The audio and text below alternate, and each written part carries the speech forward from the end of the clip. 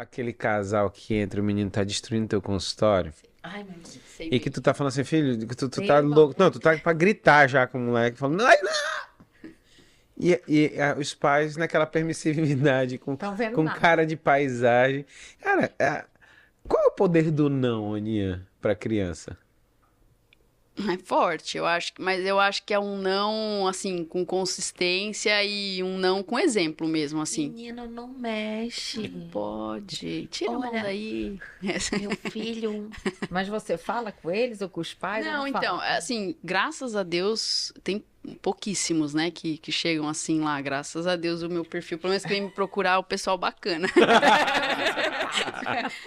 Graças a Deus, mas eu acho que tem que ser uma conversa mesmo, assim, no sentido de. Que eu acho que é tão mais complexo, né, do que só o poder do não, porque eu acho que eles nem se percebem muitas vezes, sabe, os pais. E aí eu acho que por isso que os meninos lá da graduação estavam certos quando falou que a nossa geração, a gente só não foi medicada, mas a gente precisava. Eu acho que todo mundo precisava de terapia para entender, assim, por quê, né? Assim, e eu acho que reflete no que você estava me falando do mundo digital, da gente estar ausente, de estar presente ali do lado e não estar ligando para a criança. Eu acho que realmente, para muitas famílias, ter filho virou um checklist, assim, sabe? Socialmente aceito. Ah, eu preciso ter filho, casar, ter filho. Casar, check. É. Primeiro filho, check. Ter filho, check. Check. E segundo filho, check. Se bem que hoje em dia E tá não assim, tá tipo dando- assim, check.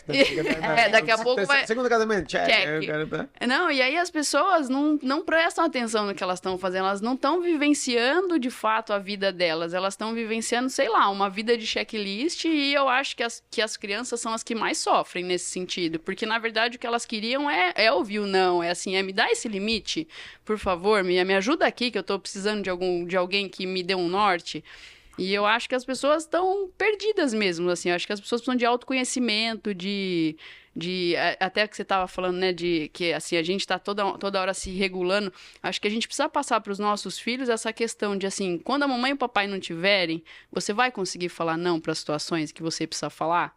Então, aí eu acho que isso é a presença, eu acho que isso é você estar lá no dia a dia, é você dar exemplo, é falar, puxa, o papai deslizou aqui também, mas você vê, o papai desliza, mas eu sei que eu posso voltar aqui pro caminho, porque o problema não é você errar, o problema é você nem perceber o erro, é você não fingir que aquilo não aconteceu. Sabe que me veio aqui rapidinho na cabeça?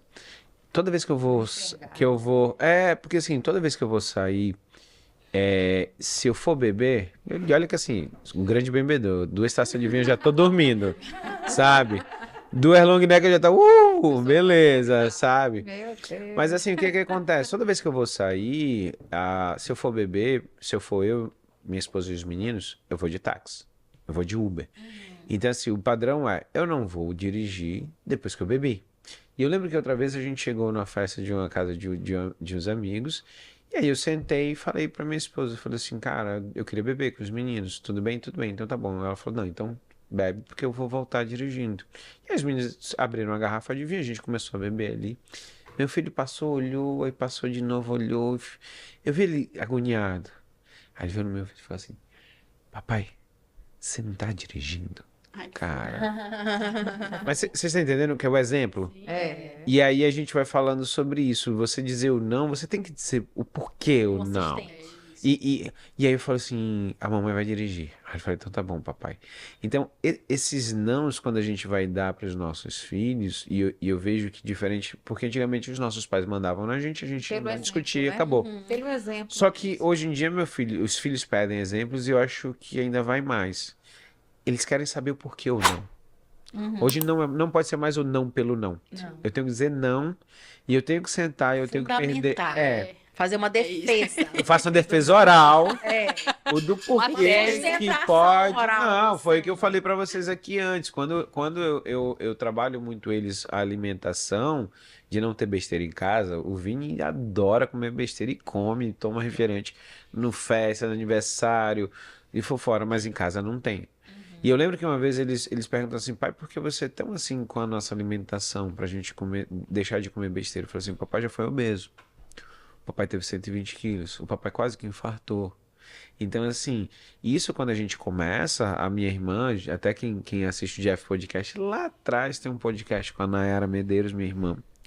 Ela, desde os 3 anos que eu lembro de ela obesa. E todo mundo achava bonitinho, bonitinho, bonitinho. Vou dizer qual foi o resultado. 24 anos ela fez uma bariátrica. Uma coisa interessante que você está dizendo, né, é que você ama, então você cuida dos seus filhos, porque faz parte de quem ama cuidar. E tem um livro do Isamitiba, né, que é maravilhoso, que é exatamente Quem Ama Cuida. Foi um dos primeiros livros que eu li quando eu fui mãe, né, pela primeira vez. E uma frase fantástica, Ana, que eu adoro do Isamitiba é assim: o melhor presente que um pai pode dar para os seus filhos é um não. E eu aprendi naquele momento, isso mudou minha vida, isso me libertou de dizer não para os meus filhos, que quando eu digo não e quando eles estão frustrados, estão chateados, mas eles vão ter aquele confronto com a frustração, eles vão ter aquele momento onde eles não vão fazer o que eles querem, é um momento importante onde eu ajudo os meus filhos a evoluir. E isso é tão importante que muitas vezes eu peço de pai e de mãe que estão com o filho no consultório, peço para o filho aguardar na recepção, converso com os pais muito sério e digo: como é que está sendo na sua casa? O cachorro está mijando no poste ou é o poste que está mijando no cachorro? Porque está errado. Se você não consegue limitar o seu filho e você não estabelece limite que é necessário, não é o medicamento que vai fazer isso, é você. Então, isso é muito importante, porque quem ama, cuida, e o melhor presente que um filho pode receber dos pais é um não do momento certo, do limite necessário. Aí eu falo, o básico bem feito funciona, né? Funciona. Na alimentação e aí, como você falou, no comportamento. Aninha, agora eu vou entrar em outra parte que também vem muito da parte psicológica, que é o seguinte. Nós fizemos medicina, você também, a gente tem aquela... Não existia a pressão da minha família, a pressão era mais minha. Eu lembro que de adolescente, outro dia uma amiga de infância falou assim: Jefferson, eu lembro que com 16 anos a gente que tinha uma festa, você falou, cara, não dá porque tinha que estudar para uma prova, porque você queria fazer medicina, você sabia que tinha que estudar a mais do que os outros. Só que hoje em dia a gente vê muito assim, os pais colocam o filho no inglês, no alemão, naquela de... A gente vai daquele nome japonesinho. E os meninos não têm tempo de ser menino. Tem. É uma E qual o tristeza. reflexo desse no Nossa, final? É uma tristeza. Eu vou falar que isso é o que eu mais converso ultimamente no consultório, porque essas crianças têm agenda de executivo. Verdade. Não, eles falam... Não, eu falo pro pai assim, você ia aguentar entrar às 7 da manhã na sua escola, sair meio-dia, entrar 1 hora no japonês lá no Kumon, lá no que eles fazem, na aula de reforço, e sair 6 da tarde. E eles não... E aí porque a escola tem muito conteúdo, tem um monte de tarefa, e a criança tem... E a criança tem que correr atrás daquilo, e aí você vê que é uma criança que chega super ansiosa, super estressada, e com 7 anos, com 8 anos. Que idade é Não, isso? 7, Tudo 8 isso. anos, é desesperador.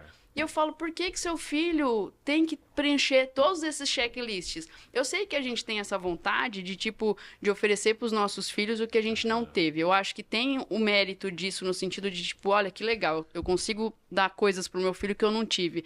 Mas acho que as pessoas perderam o pé. Assim, é uma das coisas que eu mais converso no consultório com os pais, é isso, assim, por que você ia aguentar mesmo ficar de segunda a sexta, das 7 da manhã às 5 da tarde, fazendo atividade? E não é, intercalado com esporte, não tem momento de ócio. A impressão que eu tenho é que aquela criança tem que estar sempre ocupada. Mas ela é não porque pode parar. nós vivemos a sociedade da produtividade, onde o resultado disso, o prêmio, o grande prêmio que todo mundo ganha com a sociedade da produtividade Loucura. é o cansaço É, e a loucura. exaustão. Né? Então você tem uma exaustão mental, e isso é uma mentalidade dos adultos que está se reproduzindo na vida das crianças, onde eu não posso ter um tempo na minha agenda onde eu simplesmente não faça nada. Isso não existe. Isso não existe para os pais, e eles também fazem com que isso não exista para os filhos. Vou jogar uma bomba aqui no meio, vocês aqui decidam quem que quer falar, mas eu vejo muito isso. Vocês não acham muito cruel essa história de que todo mundo tá preparando o filho simplesmente por causa de uma prova? Esquecem que o filho é um ser humano, que existe uma pessoa ali, que tá todo mundo que... Cara, meus filhos, olha, pode ser que não dê pra nada na vida, eu tô falando tudo isso. Olha, vocês estão gravando aqui, eu tô dizendo pra... Mas, cara, porque assim, eu vejo que não sei se o pessoal da escola da minha filha vai assistir, mas assim, pra mim o mais importante, minha filha chega no dia que ela tem que treinar a ginástica artística dela, dia de sexta são 4 horas de treino. Pra mim é muito mais importante que ela chegue em casa, almoce, durma, descanse bem, acorde quando ela vai fazer a ginástica dela, pai, e ela é preocupada, pô, pai, tem uma tarefa, eu falando, pai, nada, filha, vai. De noite, quando você chegar, a gente termina Faz. essa tarefa. Não, porque assim, vocês, eu quero saber de vocês quais foram as atitudes que vocês tiveram realmente com os filhos de vocês, porque quando eu vejo esse checklist, eu adoro que meu filho e minha filha estejam lá embaixo brincando, meu filho jogando bola, aí os dois, mano, chegam em casa todo melado, o Vini tá naquela idade de 13 anos, que é aquele cheiro, sabe? Exalando. Mas, cara, mas é feliz. É isso mesmo. Não, é desesperador, porque eu sou super, eu advogo contra os conteudistas, porque eu acho que é um massacre. E aí, sabe o que acontece? Chega a criança. Eles estão agora querendo que a criança alfabetize com 5 anos. E a gente sabe que não é por aí. Não é, tem muitas... Não tem nem maturidade Não neuronal. tem, não tem. E aí, o que A acontece? neurociência explica, não tem maturidade neuronal. Não, e aí sabe o que acontece? A criança chega com 5 anos, algumas vão conseguir acompanhar, mas a maioria não. Dessas da maioria que não, a professora já fala, ó, seu filho tá atrasado. A criança, seu filho não tá indo bem. Começa A mãe. cobrança, né? E aí vai A mãe pra. já começa louca. Fica louca, vai lá, fala que o filho tá atrasado, que tem atraso de desenvolvimento, vai na neuro, ah, o moleque tem TDAH. Pô, não é TDAH, o menino não pode brincar, ele só tem que ficar o dia inteiro ali, sabe assim? Ah, eu fico revoltada, Aí eu vamos fico falar de desesperada. TDAH, que eu adoro falar disso, que eu sou